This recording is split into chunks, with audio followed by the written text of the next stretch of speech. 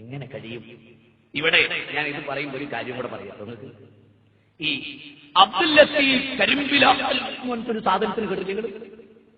മൂപ്പരെയായിട്ട് ഇവിടെ വെച്ചിട്ട് സുലൈമാൻ സക്കാഫി ഒരു വീട്ടിൽ വെച്ചിട്ട് ഒരു ചെറിയ ഡയലോഗ് നമ്മളൊക്കെ അറിഞ്ഞിട്ടുണ്ടാവും കുറച്ചു മുമ്പ്. അപ്പോ അലവി സക്കാഫിന്റെ ചോദ്യം എന്താ? ചോദ്യം എന്നറിയോ? ചോദ്യം ഒരു മരിച്ച വീട്ടിൽ ഖുർആൻ വായിക്കലാണോ നല്ലത്, മാതൃഭൂമി, മലയാള മനോരമ, മാധ്യമം പോലെയുള്ള പത്രങ്ങൾ വായിക്കലാണോ നല്ലത്? അപ്പോ വിവരല്ലേലോ. അതുകൊണ്ട് മൂപ്പര മറുപടി എന്തറിയോ? ഖുർആൻ വായിക്കലാണ് നല്ലത്. അച്ചോദ്യം എന്നോടാണ്, ഞാൻ എന്താ പറയോ? മാതൃഭൂമി വായിക്കലാണ് നല്ലത്. ക്ഷമിക്കണേ, ശ്രദ്ധിക്കണം, ശ്രദ്ധിക്കാതെ എഴുന്നേറ്റ് പോരുത്. ബാക്കിയുടെ കണ്ടോ എന്താ പറയുന്നത്? ആ ചോദ്യം എന്നോടാണ്, ഞാൻ പറയും മാതൃഭൂമി പത്രം വായിക്കലാണ് ഇവിടെ നല്ലത്. എന്താ കാരണം?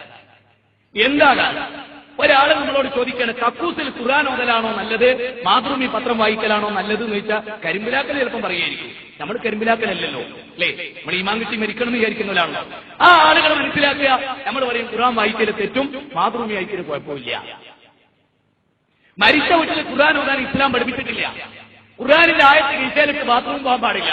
അവിടെ ഒരുത്തൻ ചോദിക്കാണ്, അവിടെ മാതൃഭൂമി വായിക്കാവോ ഖുർആൻ വായിക്കാവോ എന്ന് ചോദിച്ചാൽ മാതൃഭൂമി വായിക്കാം, ഖുർആൻ വായിച്ചുകൂടാന്നാ മറുപടി. അതാണ് ആദർശം, അതാണ് ആശയം. മരിച്ചേർത്ത് ഓതാൻ പാടില്ല, നബി ഓതിയിട്ടില്ല. ജീവിച്ചിരിക്കുന്നവർക്ക് ഓതി കൊടുക്കാനുള്ള. അപ്പോ മരിച്ച വീട്ടിൽ മാതൃഭൂമി ഓതിയാ കുഴപ്പമില്ല, ഖുർആൻ ഓതിയാ കുഴപ്പ.